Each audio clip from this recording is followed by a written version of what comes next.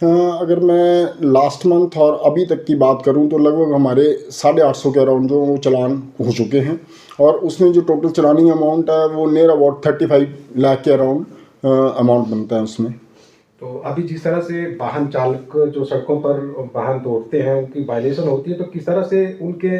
जागरूक करने के साथ जो है चलाने की कार्रवाई की जाती है?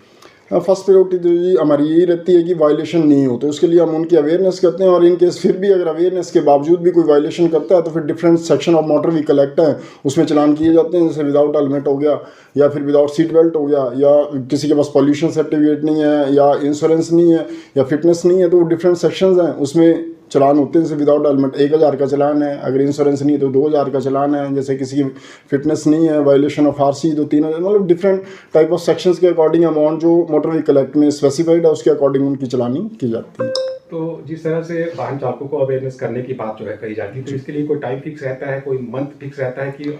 महीना भर या 2 महीने